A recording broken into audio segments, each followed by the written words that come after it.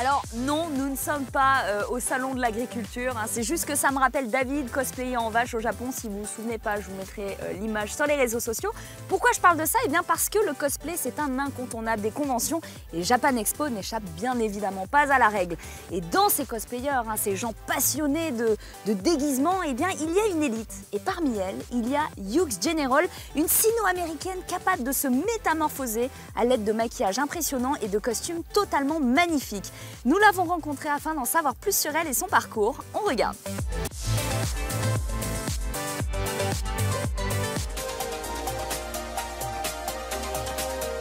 Il a suffi à Hughes General de voir des cosplayers lors d'une convention en 2013 pour qu'elle soit piquée de cette passion à son tour. Depuis, la jeune sino-américaine n'a plus quitté le monde des costumes flamboyants et impressionnants. Déshabillée plus simple aux armures colossales, elle est devenue un membre respecté de la communauté.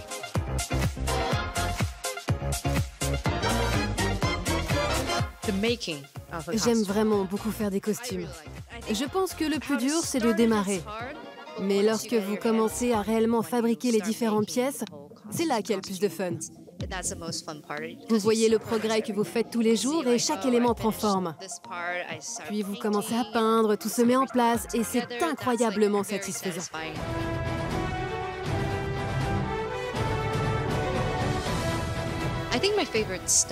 Dans la création, je crois que ce que je préfère, c'est la fabrication des armures et la peinture. Pour moi, c'est lorsque vous peignez que vous rendez un cosplay vraiment vivant. En jouant sur les ombres, les effets de patine, la mise en valeur de certains éléments, vous faites vraiment vivre le cosplay.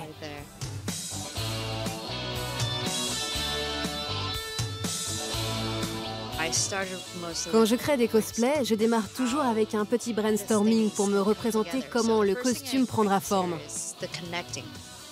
La première chose à faire, c'est vraiment de penser aux connexions entre chaque élément du cosplay. J'étudie où je dois poser du velcro ou des boucles.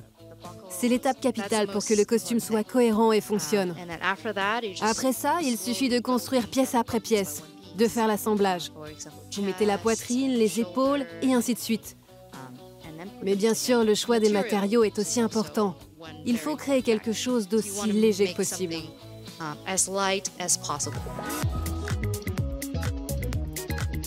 Si Hughes General s'est faite remarquer par ses accessoires et ses armures extrêmement réalistes, elle s'est aussi illustrée dans un autre domaine, le crossplay. Il s'agit là de se costumer comme un personnage du genre opposé. Et le moins que l'on puisse dire, c'est que Hughes fait vraiment l'illusion. Normal pour une pro du maquillage. Je pense que dans le crossplay, la chose la plus importante, c'est le maquillage. Lorsque vous travaillez le contouring, que vous faites des sourcils plus saillants, instantanément, vous arrivez à ressembler à un homme. Après, il suffit de jouer avec la façon de poser et la démarche. Cela demande un peu plus de pratique, mais il suffit de bien observer les hommes autour de vous. C'est quelque chose qui relève vraiment de l'acting.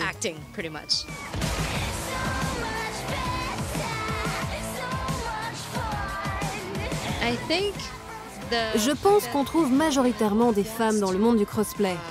Parce qu'elles adorent faire du coupling et le yaoi que l'on peut trouver derrière ça. À ça, il faut ajouter le fait que dans notre société, voir une femme habillée en homme, cela reste bien plus acceptable qu'un homme habillé en femme. Cependant, j'ai vu plusieurs excellents crossplays d'hommes costumés en personnages féminins. Certains étaient si convaincants que ce n'est qu'en les entendant parler qu'on se rend compte que derrière le maquillage, il y a un homme. Pour moi, il faut surtout que la société évolue pour que le crossplay, quel qu'il soit mieux accepté.